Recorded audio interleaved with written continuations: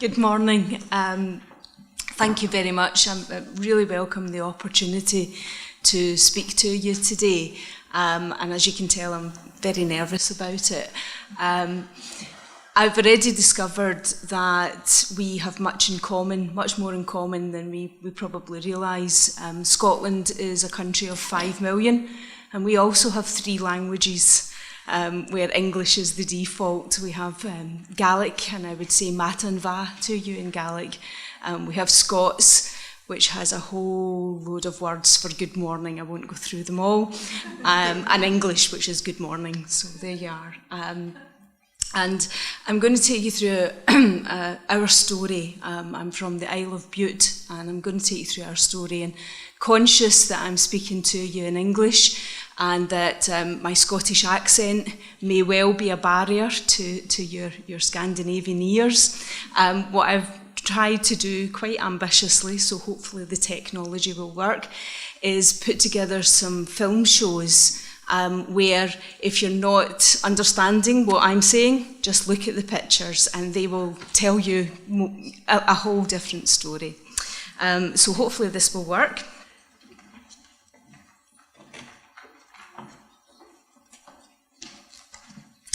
I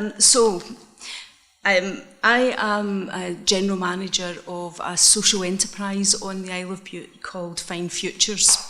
And I'm going to tell you a wee bit about who we are, what we do, and then I'm going to talk about our story, some of the things that we've achieved, and where we're going to go to next.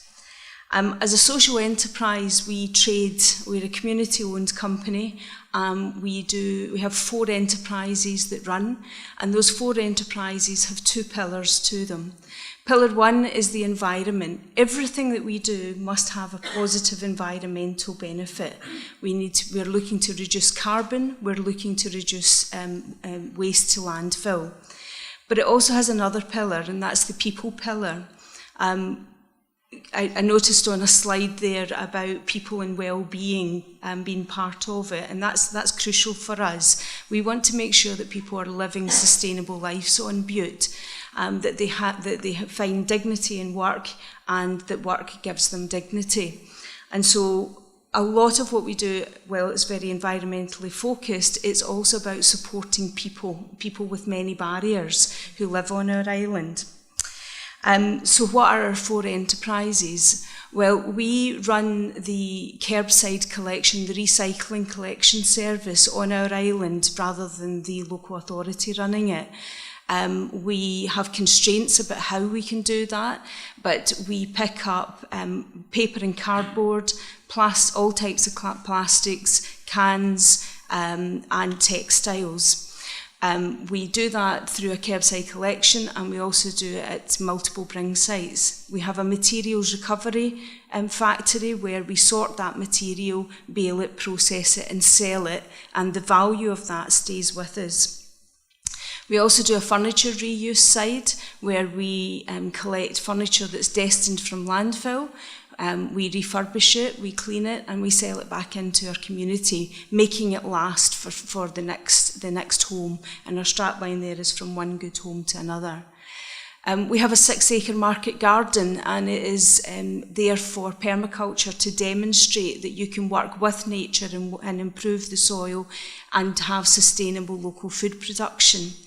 On an island that has industrial farming, this was very important to us to show that diversity can happen.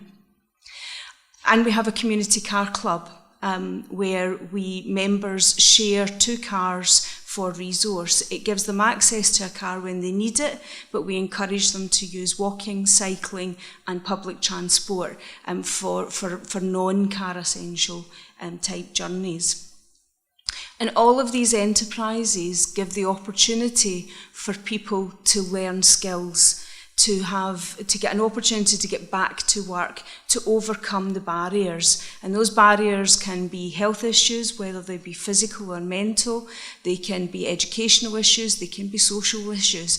It's not really important to us what the barrier is. What's important is how we help that individual overcome those barriers and progress back into work.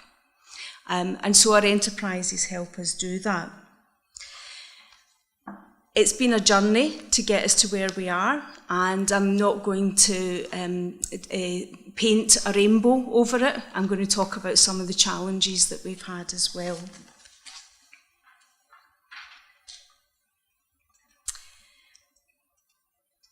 So, where did we begin? It started with one man and a bike.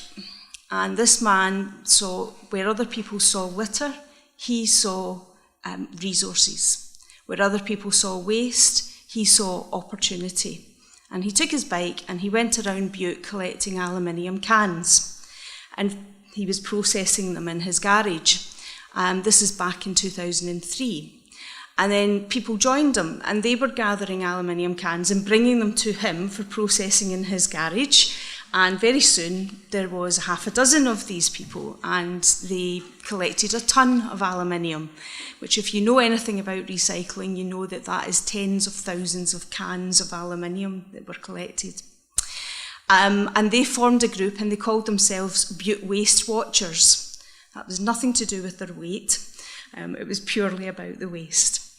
At the same time as that was going on, our parent company, Fine Homes, who are a social landlord, were really having to come to terms with some of the challenges of the island.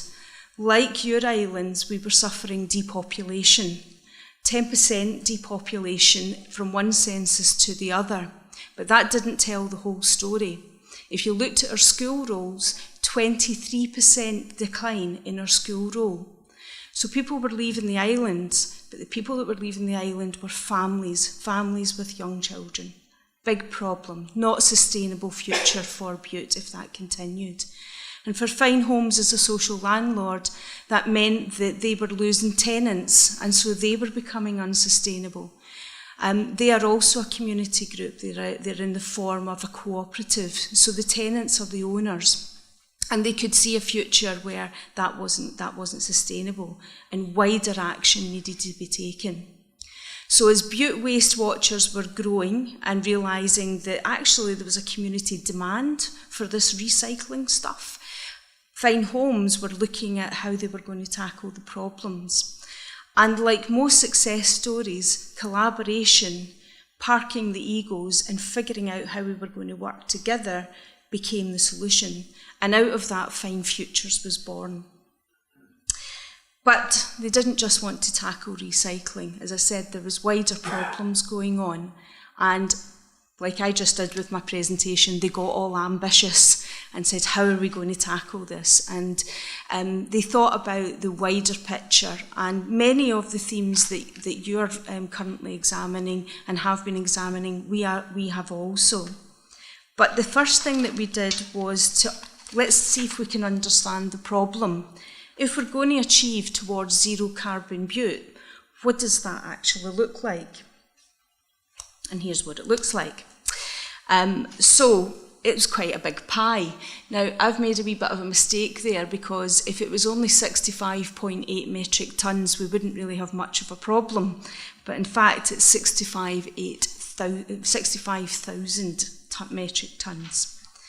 And the main drivers of that were in the domestic market, and that wasn't surprised because we are an island with 19th century architecture, stone-built houses, which when they were built made absolutely sense for the heating that was in place at that point, coal, peat, biomass.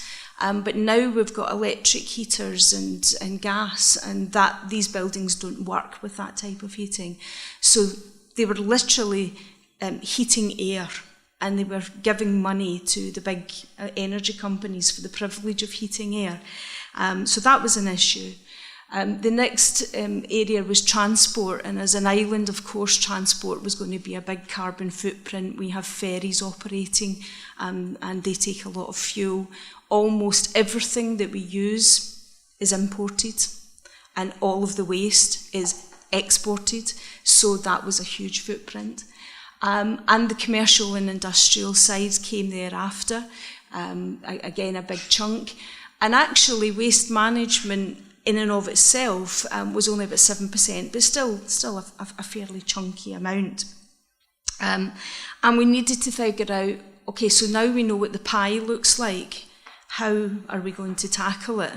And the best way is one small bite at a time in our minds. Although we did try and look at some big island-wide solutions. We did feasibility studies galore. I could take you to a cupboard in my office and show you all the paper of all the feasibilities and all the ideas. But we thought, let's work our way through this slowly. So before I tell you that story, I just wanted to show you this slide. We got very caught up in carbon counting. We had spreadsheets all over the place, and thankfully the government took over that and started to publish some stuff, and they even put in some proper calculations and backloaded it, which was very useful for us. It meant we could stop spending hours doing that. And so this slide is from the Scottish Government, and they backdated it to 1990. So you can see where we were 10 years before we started to think about it. And then when Fine Futures was born in 2005, we then start to see some steady decline happening. And then our particular Towards Zero Carbon Butte project, which really kicked off in 2009, you're seeing some real progress, some real steady increase. Now, Fine Futures is not claiming that all of that is down to us. Of course it's not. It's actually down to our community, and it's down to people working together, and it's a commitment, a ripple effect where more and more people were getting involved and more people were taking action on themselves. But it gives us a good visualisation of where a community starts to take action, real change can be achieved.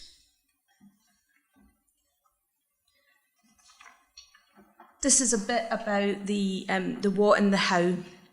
So I think you'll recognise that the themes are pretty much the same. We're looking at energy efficiency. So how do we reduce usage? How do we change our behaviour from overusing when we don't need it to being sensible about it? But within that, there are some real problems that needed to be tackled.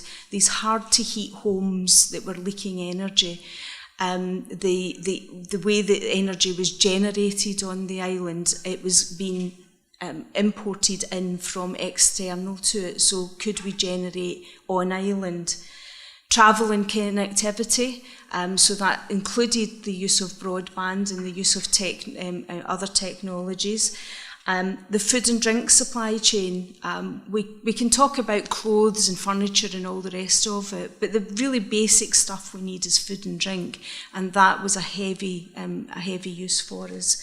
And waste management, we were already engaged in recycling, so obviously we wanted to continue that. What methods did we use? Well, I've already described the cupboard full of feasibility studies that led on to scoping studies, that led on to pilot schemes. We had loads of events, and we do that ongoing. Activities that people could practically get involved in rather than just sit by and watch. Workshops where people could learn new skills and pass on skills to others. And challenges. Yes, don't sit there just looking at us, smiling, saying it's a good idea. Get involved, and here's how you can do that, and set yourself a goal and set yourself a challenge to reduce your own personal carbon footprint. And demonstrations. There was no point in Fine Futures standing at the pulpit. We had to be demonstrating that we were walking that talk, and that it was doable and it was achievable in order to encourage everyone. And that's why we have such diversification of our own goods and low carbon goods and services, was to say it can be done. And if we can do it, you can do it, to encourage others. So some of the challenges that we faced. That is a biodiesel plant. And I'll tell you that story in a wee second. Challenges on the island is that we had 3 data zones where if you look at Scotland, there's thousands of data zones, And our small island, which is just 15 miles by 3 miles and a population of 6,500, had 3 data zones in the top 15% of deprivation. So poverty across multiple indexes, unemployment, health issues, obesity, all of those indexes, derelict land, etc., 3 of them. And that was an issue because if you are in those circumstances, how green the planet is matters not a jot. Your life is being affected by the circumstances around you. So we needed to think about how we were going to affect that. We have land ownership issues that can sometimes constrain us. Sometimes it's helpful, sometimes it's not. But the Isle of Bute is owned 95% by the Mount Stewart Trust. And therefore, if they agree with something, that's great. And if they don't agree with something, that becomes a bit of a constraint for us. And you have to recognise that and overcome that. Local government.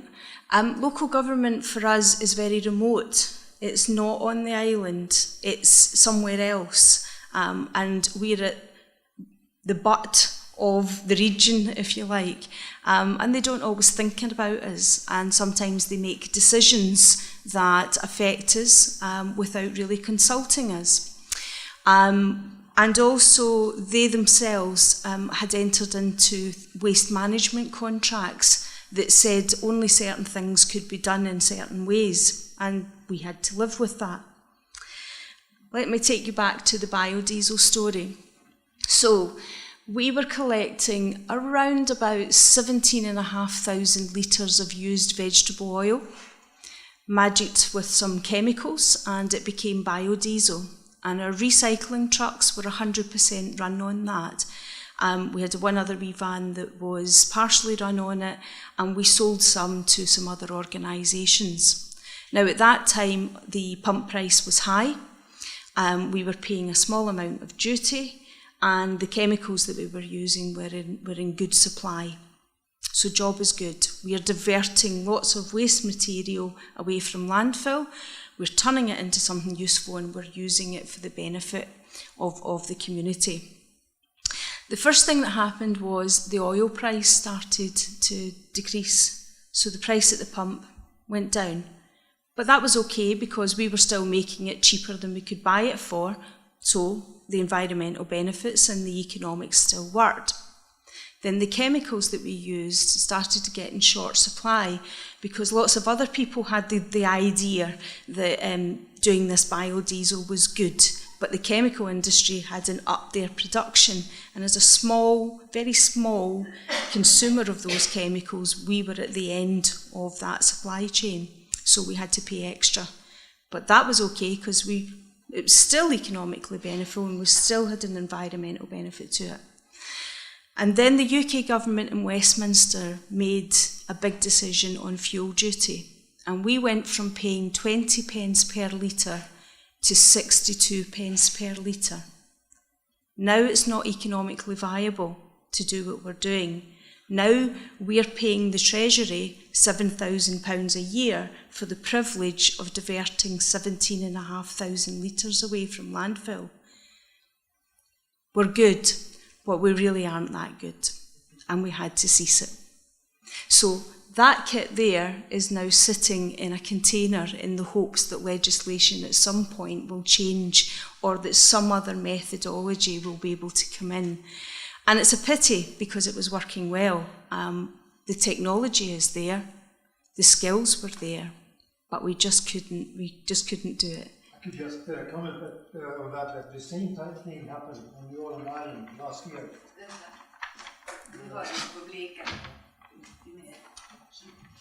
Because of the taxation or the duty of the biodiesel, it went up and they retaxed all the production that was made in Åland Islands for almost 10 years. They retaxed it, so the company that made the fuel had to pay a lot of extra dues last year. So it's not sustainable anymore economically.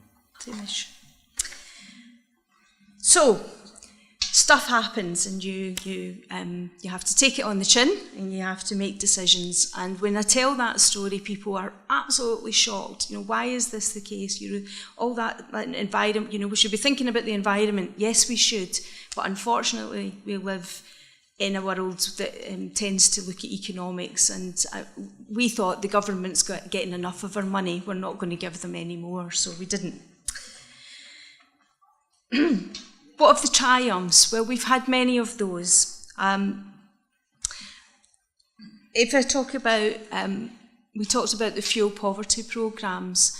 Having realised that there was some real practical things that needed to be done in order to persuade people to come on board with their own behaviour change, we were very successful and have been successful in attracting investment, whether that's through grant money or using our own enterprises to create wealth on the island.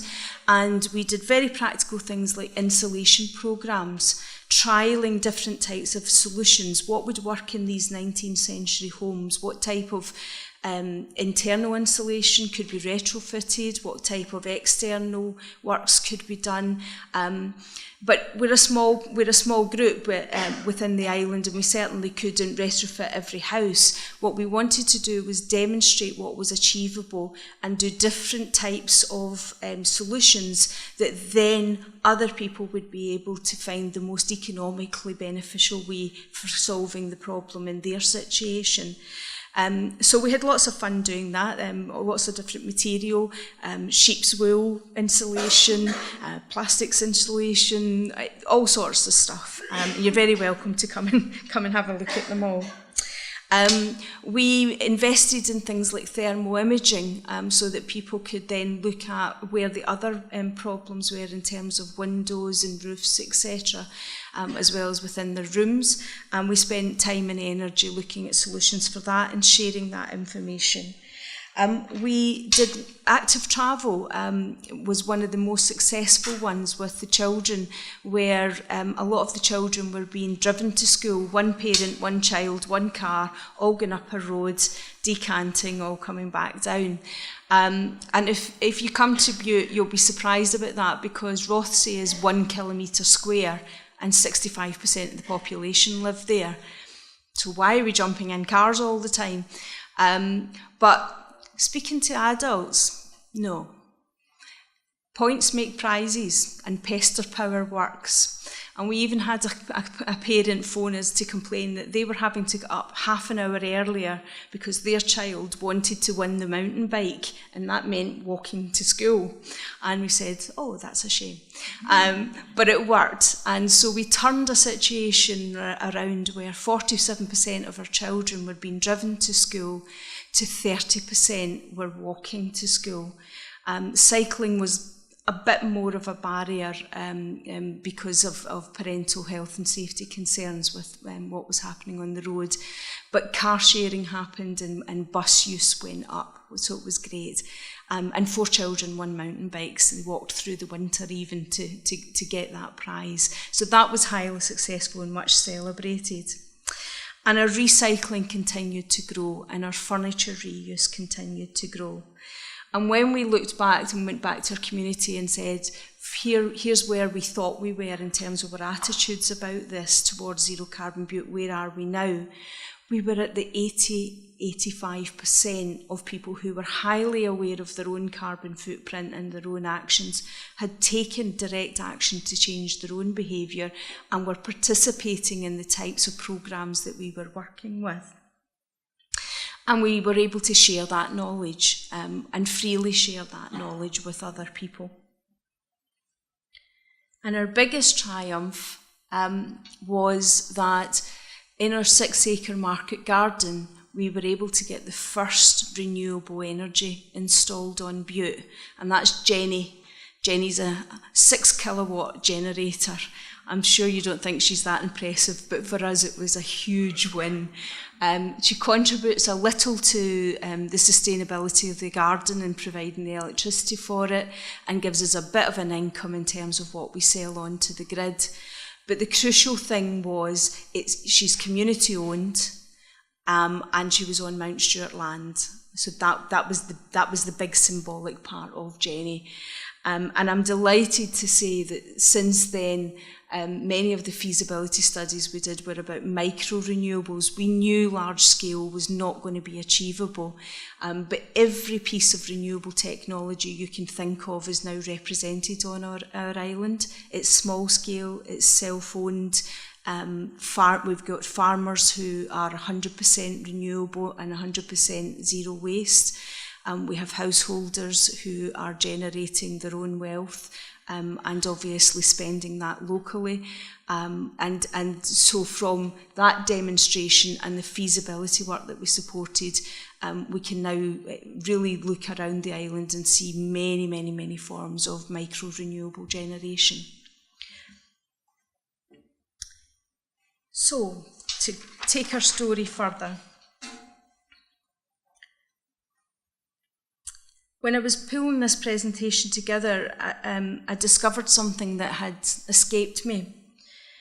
The children that are making their career decisions this year, the 16-year-olds, whether they stay on at school or move into work or join one of the programmes that we have running or go on to university or stay on to reach university, these children are the children who started the journey with us back in 2004.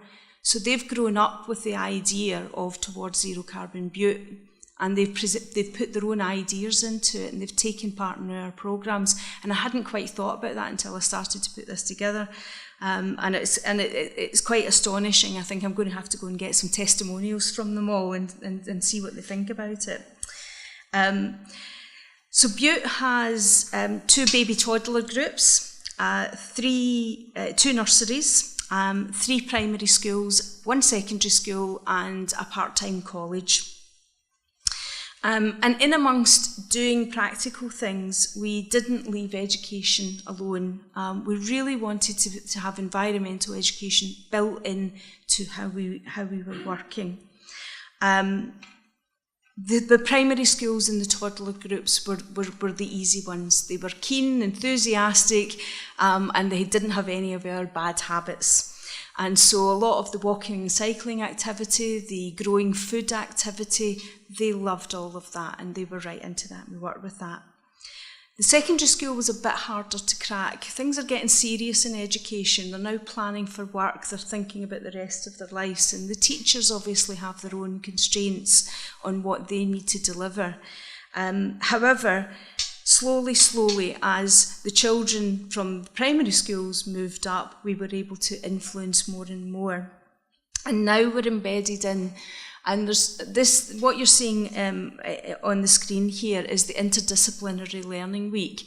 And it's where the first years of the secondary school get to be the adults and bring up the primary 7s show them the school, they get introduced to the school, and they do that. Now, this week's an important transition week, and each year they pick a theme, and we're thankful that most of the time they pick an environmental theme, which means we get to do lots of stuff connected to our agenda. And this particular week was the Zero Waste Week. Where the children explored through their lessons the issues and the opportunities for reducing waste on the island. And from that, it's almost like having your own research and development wing, because they come up with loads of ideas, and we can just tap into that and see what we can make work.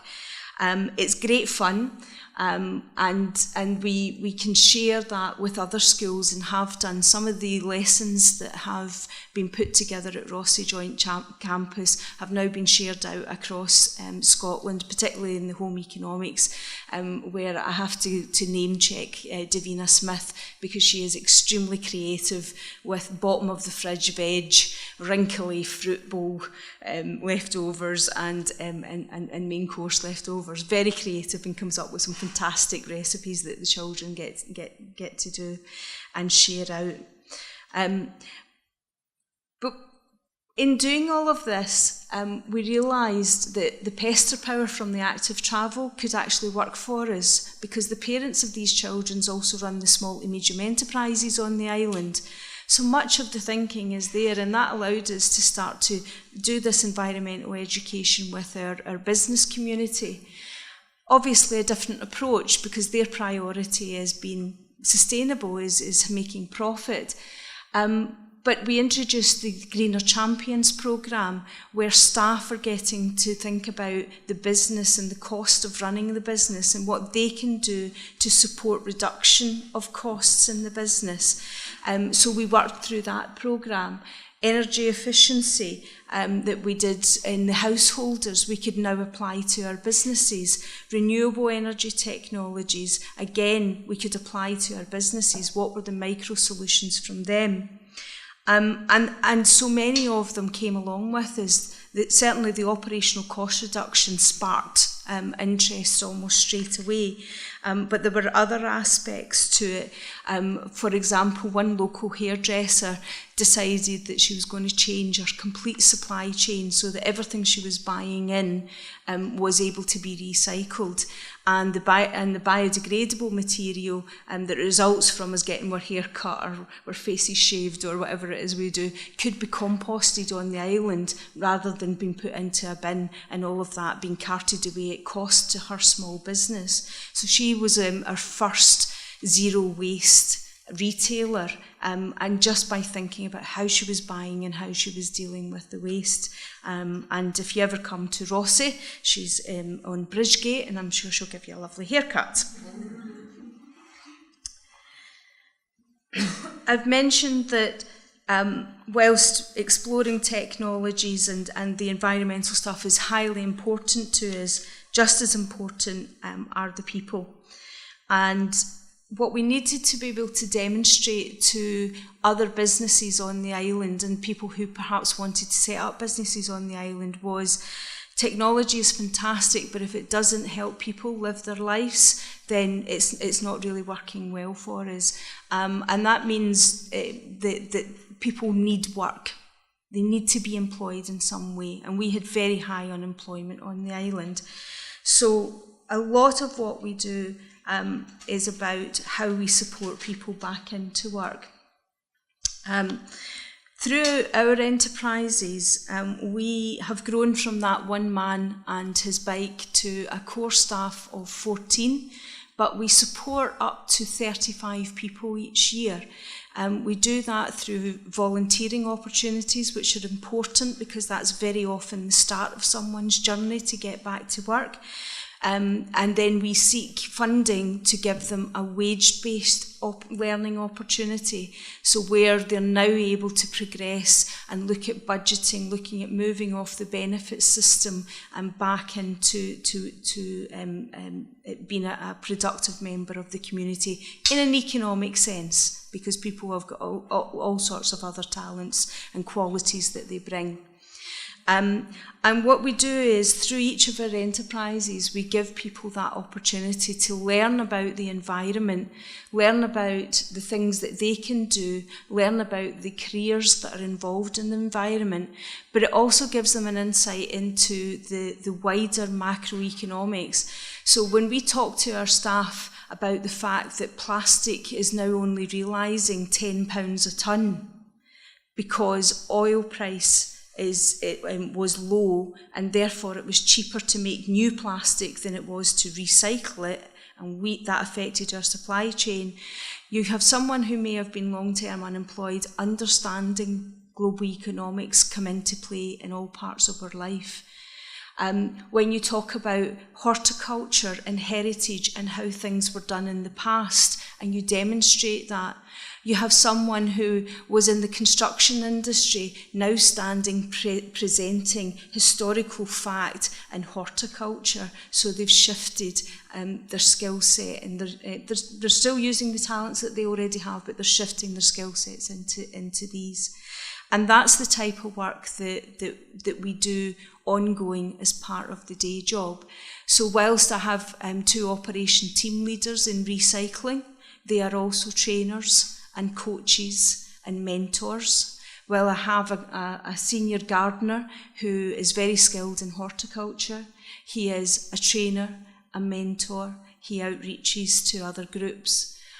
So all of that is important to us, and it's a demonstration to other businesses that you can support people in ways that are very profound and make a big difference to their lives while undertaking environmental activity. And for us, it creates sustainable jobs. And it creates an opportunity for them to transfer their skills into other businesses. So when they leave as the green champions, and they could go into another business, and many of them were about 65% success rate of people going into full-time employment having been with us. And I'll just, before this slideshow finishes up, talk about Liam. Liam was a young man that joined us, and he very kindly wrote me some words that I'd like to share with you. Before I started working at Fine Futures, I was quiet, nervous, unexperienced in the world of work. But after a year of working with them, I'm now completely different. What once was a young, shy man is now willing, talkative, and most importantly, a confident man. Everyone at Fine Futures was understanding of my difficulties, and instead of throwing me in at the deep end, they taught me the very basics of the job, showed me what I needed to know, slowly taught me more as time went on. Not only was I taught more, but I was doing more. At first I was sorting materials, next I was on the collection runs, and then I was dealing with furniture. In doing all of this, they allowed me to come out of my shell in my own time and have made life easier for me in the future by giving me the confidence to aim higher than I normally would have.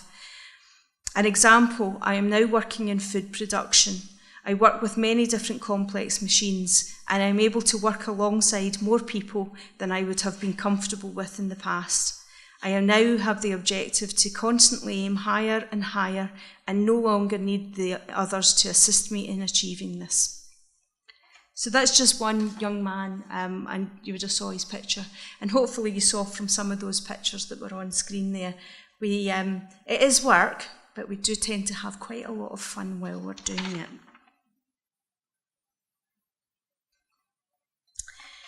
So how are we getting on with that diversion from landfill? Well,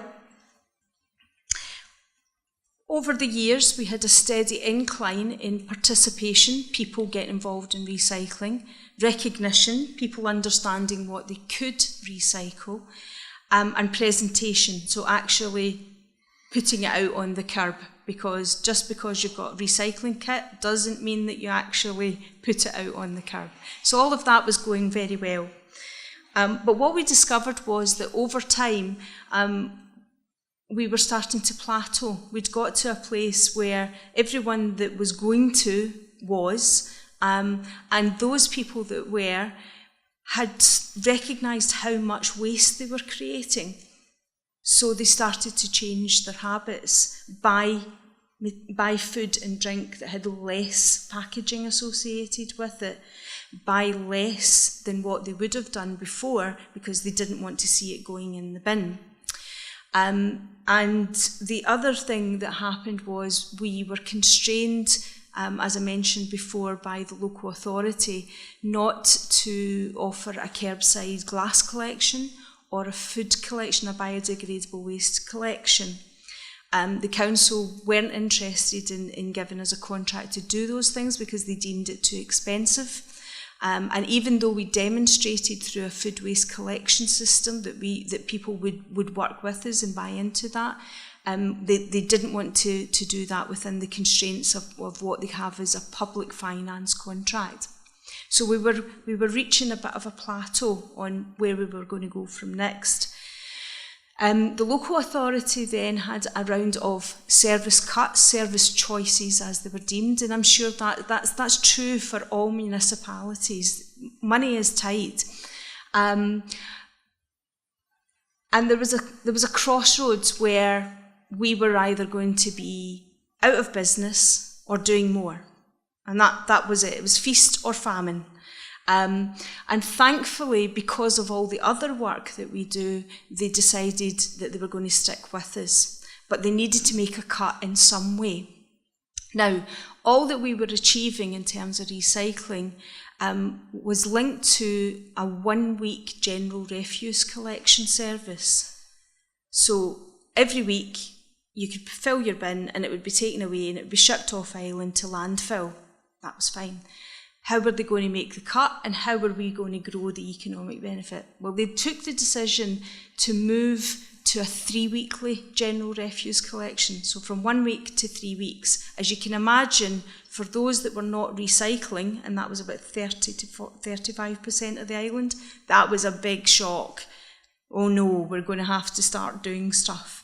And there was lots of concern about the biodegradable materials, and still is, I have to say.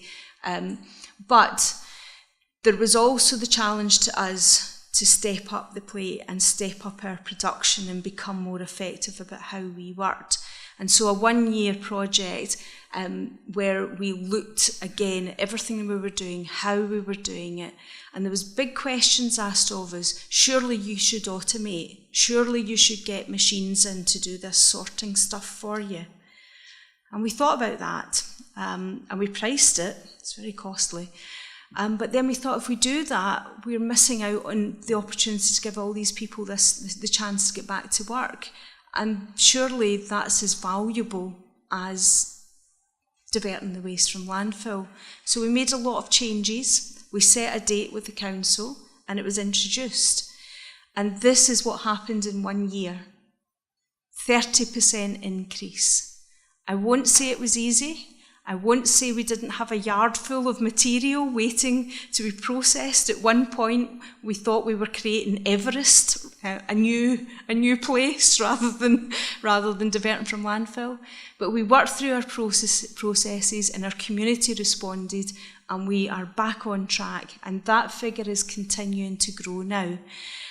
We delivered over 1,500 new pieces of kit to householders, replacing kit that was already there.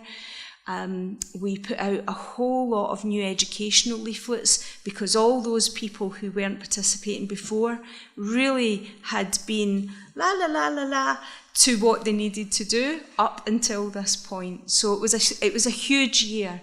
But 30% more volume being diverted from landfill now, a massive increase in a short space of time. So you do get challenges, and we still get challenges, but it's about just working your way through them, 1 wee chunk at a time. Our Towards Zero Carbon Butte project came to an end, and we realised that we'd tackled energy efficiency, renewable energy, food production, transport. But we hadn't actually tackled the first thing that we started with in a meaningful way. And so we looked at what zero waste Butte could look like. Just let's focus on zero waste Butte. And some of the challenges that we had with the recycling, and in that year of transition, was back to our housing stock, which are 19th century Victorian tenements, 3 and 4 flats high. And where before the back courts they would have had fires, and they would have had piggeries and chicken coops, and that would have got rid of a lot of the waste. Now these back courts were full of bins and not a lot of room for doing a lot else. So we did lots of different experiments again on working with our community to see what was the right infrastructure for the circumstance that they were in. Now, councils don't like to hear that because that means that one shop does not fit all. However, the balance of that is if you get it right, people then participate in a more meaningful way and you're not spending money doing double work. So that wee piece of kit there that you can see on the right-hand side was for a sheltered housing where the elderly householders there, very lovely wee complex, they didn't want any big ugly bins and they thought that they could work together. So we put in this mini bring site just for them, and it works fantastically well. And we tried lots of different things like that to to improve it. In one particular set of houses, and I'm just going to play you this video to keep myself on time, where when we went into the back court, and this was a tenement building that was 4 high, and had many young families in it. And when we went into their back court, there had been fly tipping happening, and there was rubbish strewn all around the place. And you could see that there was something to be overcome here before we could persuade these guys that recycling was a good thing. So we went in there and we cleaned the whole place up with them, got them engaged in it, and we put a piece of kit in that again was going to allow them some communal recycling facility. And we did particular one-to-one workshops in there. And I'm delighted to say that those residents have never went back, that back court has never went back to the way it was with the debris and the fly tipping, and all of them are recycling now. And in furniture, we did a project where we looked at what we were collecting, and we tended to collect stuff that didn't need a lot of work done to it, because that was time consuming. But again, thinking about our people and how we could upskill them, we went through a programme of getting upholstery skills into the business and white goods refurbishment, because these were the items that we weren't able to deal with and were still going to landfill. So although we were diverting quite a lot of tonnage, there was more to be done. But one of the other issues on an island is depopulation and empty flats. And flats that perhaps people were looking at and thinking, I don't know how I could live there. You know, it's either too small or too big or whatever the issue. So this project that you're seeing here was about taking 2 places that had been empty for about 2 years and transforming them with reused furniture to show what could be achieved within these 2 very small spaces. And they were literally room and kitchens, but transforming them with pieces that, not the most fashionable when they started out, but by upcycling them and making them habitable, and then opening those doors and saying, come, look, see, and working with the local housing association to do that. And we had great fun doing it, as you can see. Lots of people came and saw, and delighted that both of those properties, which had been lying empty for some time, both got tenants in them, and those tenants are actually still there. Now, it had been the intention that these flats would be let unfurnished, but because of this lovely thing, they decided they wanted to buy all this furniture, so it was good all round. So that's the type of work that we've been doing, and I've just had time called on me, so I'm going to shut up now.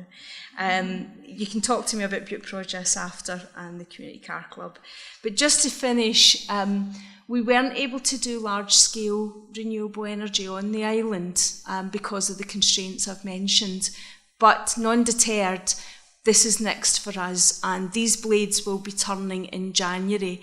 It's a large-scale wind farm on the Kintyre Peninsula, and we've done that in collaboration with the local community over there because they have a housing problem, and hopefully the income from this will help them address that. I'm here to answer any questions you've got later on, but thank you very much for your patience and your time.